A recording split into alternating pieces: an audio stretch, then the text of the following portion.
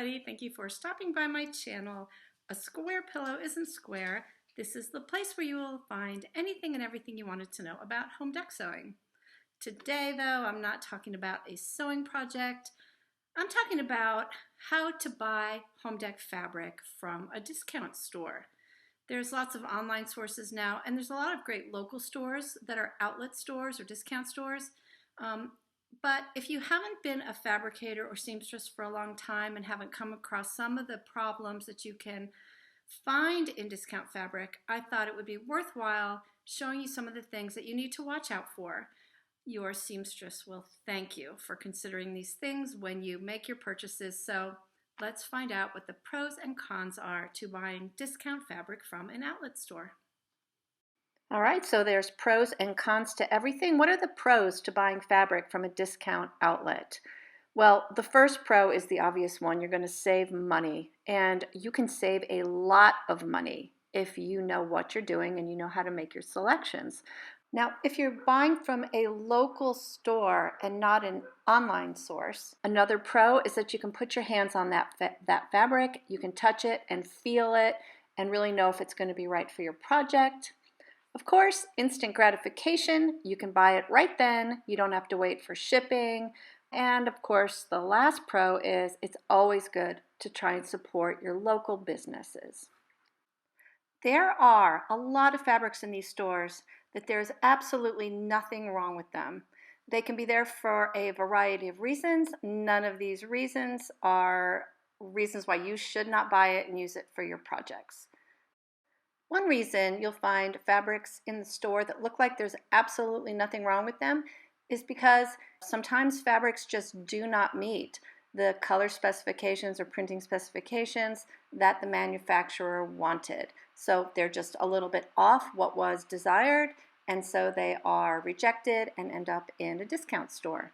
Another reason you might find first quality goods in these stores is that too much was milled, it didn't sell well. So there's a high supply and a low demand, and that equals discounts. Again, you win. That's a good way to buy fabric. Fabrics can be discontinued, and just whatever was left will often go to outlets. Again, perfectly good, first quality fabrics, great way to buy materials. And another reason you might find first quality goods in the store is that it is a short or a remnant. If you have a project that just needs a small amount of fabric, pillows or a little valance or something, then this is another great resource for you to find economical fabric. One thing just to keep in mind about shorts is that a lot of times you will find several pieces of what looks like the same fabric in shorts or remnants. Do not assume that they all match each other and that they're all from the same dye lot. Okay, so now that you know the pros, let's talk about the cons. Unfortunately, there's a lot of things that can go wrong with fabric from these discount stores, some of which are very easy to see, and some of which are really hard to see and understand unless you yourself are a fabricator and have tried to work around some of these problems. And if you're trying to buy from an online store, it's going to be next to impossible to check for any of these things. So what are the ones that are easy to look for and that you just have to carefully watch for while they're rolling off your fabric? The easiest thing to spot, if you're looking for it, is a splice. A splice is simply where two long pieces of fabric have been joined together. Occasionally, these two pieces of fabric don't even match each other. They've come from two different manufacturing runs. However, normally they do match, and the biggest problem is that having a splice will affect your ability to make the cuts that you had planned when you figured your yardage. So you're going to have to allow for some waste and get some extra yardage if there's a splice. You may also see things like slubs, knots, runs, holes, stains, dirt, and color inconsistencies. All right, so some of the things that are less easy to spot, but still are defects in the fabric. When the fabric fibers are attached to the loom, there are tension issues where there's irregular tension in a variety of directions. So this little diagram here shows you what some of those can be. On the left is just showing, a straight square fibers on the fabric. In the center, if the tension is tighter in the middle, then you're going to get some degree of bowing. And if the tension is uneven on the right or left side of the fabric, you're going to get something called skewing, which is what you see on the right. Many fabrics have a very visible grain line or weave that you can see with the naked eye, and being able to see those affects your ability to cut your fabric squarely and have your drapery panels hang straight, for example. So just take a look and make sure that it looks like your fabric is woven correctly. When you're shopping for fabric and you are just focusing on the color and the pattern and the design, it is really, really easy to miss some of the major problems that can arise from the printing process on that fabric. So I want to talk about just a few of the most important ones for a moment.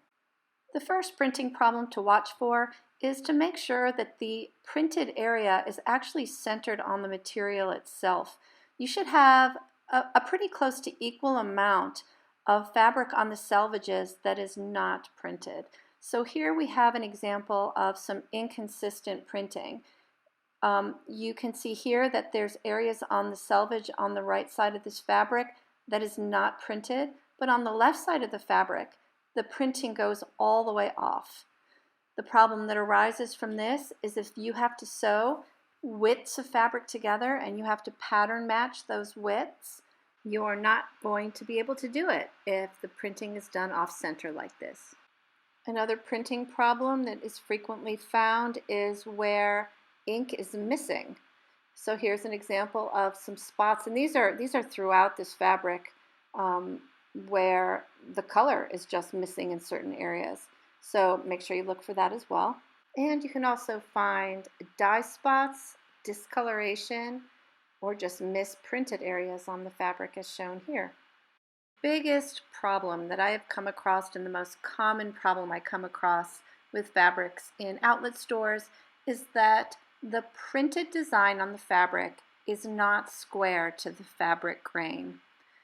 So when you are first looking at fabric and they roll it off, you may not pay attention to whether or not the fabric looks straight. But when you're trying to sew widths of fabric together and pattern match the edges of your fabric, having straight printed fabric is really critical. And here's a perfect example that I will show you. So excuse the photography, it's hard for me to get an overhead shot of the full width, but all right, so here is a piece of fabric that is unrolled on my table just as it came from the store. So there's two things we have to think about here. One is the grain straight, is it woven straight? And also, is the pattern printed correctly?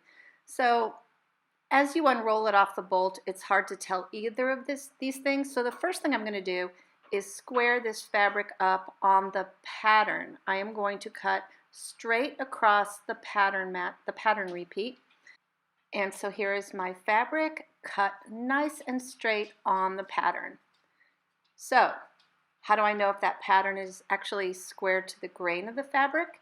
I'm going to pull a thread.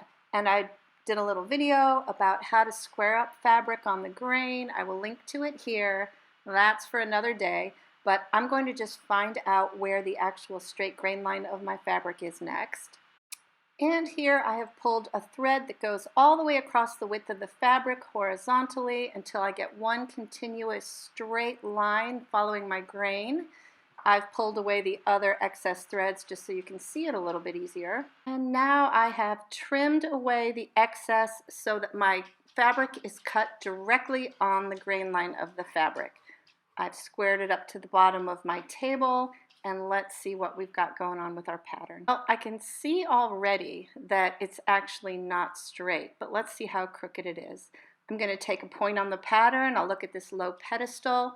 From my grain line, it's almost 3 inches on this left side of the fabric, and here on the right side of the fabric, that exact same part of the pattern is about 2 inches.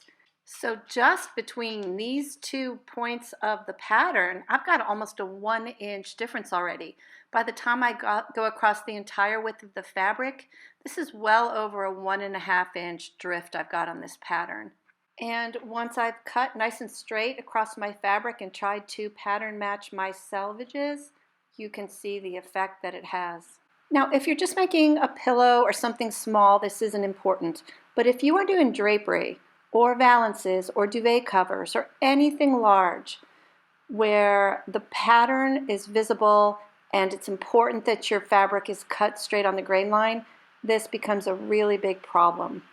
And the last problem to be aware of is that if you have found later on that you need more fabric or that you've had a miscut and you have to replace fabric, you're going to have a hard time finding more if the store has sold what they had in stock. Well, I hope you found that helpful. I really never know what I'm going to feel like talking about or showing next, so if you enjoyed this content of this video, take a look at the rest of the videos on my channel, hit that subscribe button, follow my channel, and see what I'm up to next. Thanks for watching, and good luck with all of your home deck sewing projects.